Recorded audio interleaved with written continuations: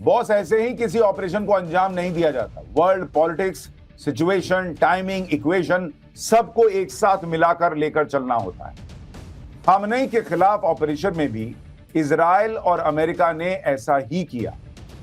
हमले वाली रात 9 बजे से लेकर भोर के 3 बजे यानी खामनेई की मौत के ऐलान तक क्या कुछ हुआ, अब इस चैप्टर में इसकी बात करते हैं। आखिर कैसे देर रात प्लानिंग हुई भाई? इस प्लानिंग में मिडिल ईस्ट के देशों को क्या अमेरिका ने कॉन्फिडेंस में लिया था, नहीं लिया था? टर्की का रोल क्या था? क्यों यहां बड़ा संदेहास्पद हो गया है टर्की का रोल? यह सब भी आपको बताऊंगा। रात 9:38 पर आखिर ऐसा क्या हुआ कि ट्रंप अचानक सुपर एक्टिव हो गए? किसका फोन आया था भाई? क्या बात हुई? ट्रंप ने टर्की को फोन क्यों किया था और कहां से यह सिग्नल मिला कि तेहरान में 30 बमों के साथ तगड़ा प्रहार हुआ? ये सब आपके लिए लेकर आया हूं। लेकिन इस वक्त की एक और बड़ी खबर आ रही है। एक और बड़ी खबर, हमले में ईरान के पूर्व राष्ट्रपति अहमदीनेजाद की मौत की खबर आ रही है। इजरायल अमेरिकी अटैक में अहमदीनेजाद की मौत हो गई है। ईरान के राष्ट्रपति मसूद पेजेश्कियन की अपील है कि दुश्मनों के खिलाफ एकजुट होना होगा। यानी ईरान पर लगातार हमले बढ़ते जा रहे हैं।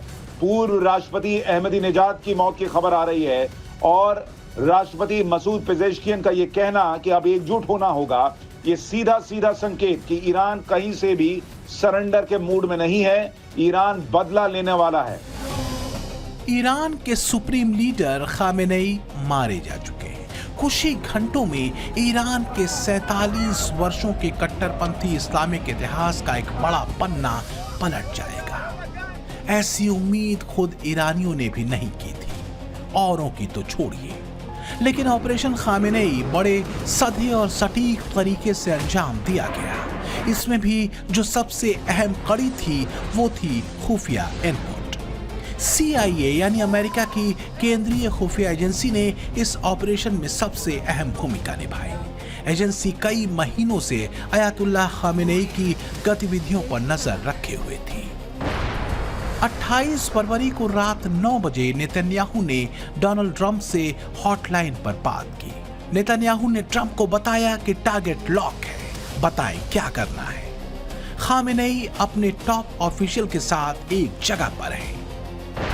इसके बाद व्हाइट हाउस की प्रवक्ता कैरोलिन लेविट ने ट्रंप के मारे इलाकों से निकलने का संदेश दिया। ये ट्वीट 28 फरवरी की रात 9:38 पर किया गया। रात 1:38 पर व्हाइट हाउस का एक्स पर एक और पोस्ट आता है जिसमें संदेश होता है कि ट्रंप ईरान के मिलिट्री ऑपरेशन को मॉनिटर कर रहे हैं। ट्रंप सिचुएशन रूम में पहुंचते हैं जहां सारी जानकारी उन्हें दी जाती है। इस बीच अमेरिका मिडिल ईस्ट के देशों से लगातार सहमति ले रहा था। व्हाइट हाउस की प्रवक्ता कैरोलिन लेविट ने रात 2:23 पर एक और पोस्ट सोशल मीडिया एक्स पर डाला जिसमें उन्होंने जानकारी दी कि ट्रंप ने यूके, कुवैत और टर्की के लीडर से बात की है। इसके करीब 10 मिनट से भी कम समय में व्हाइट हाउस की प्रवक्ता कैरोलिन लेविट ने एक और ट्वीट किया जिसमें उन्होंने ट्रंप की सऊदी अरब, कतर, UAE और नेटो के सेक्रेटरी जनरल मार्क रूटे से बात करने की जानकारी दी।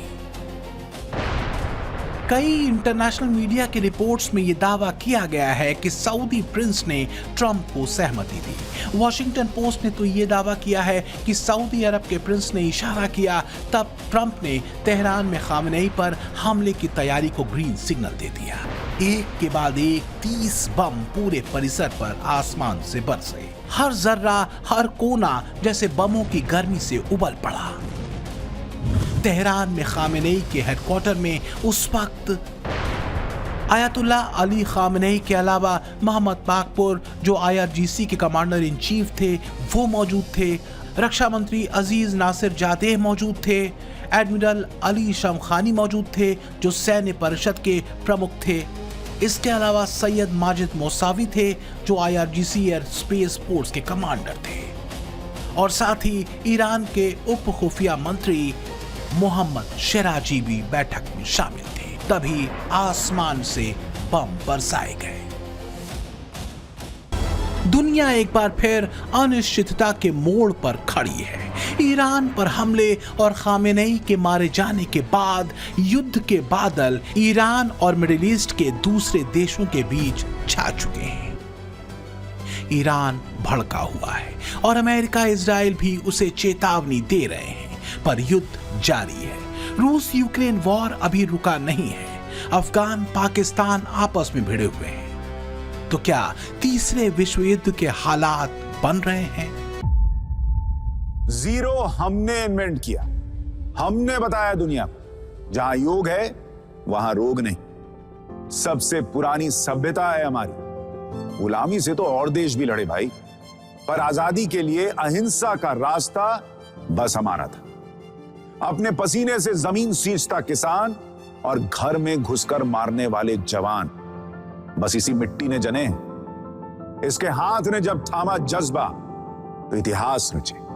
कदम बढ़ाए तो चांद का वो हिस्सा चूमा भाई, जहां कोई कभी नहीं पहुंचा। आज पूरी दुनिया में शान से लहरा रहा है तिरंगा, और इसके पीछे है गर्व से भरी अनगिनत कहानियां जो लिखी जा चुकी हैं और लिखी जा रही हैं, जिन्हें मैं सुनाऊंगा आपको राष्ट्रगर्व रोज शाम 6:25 पर।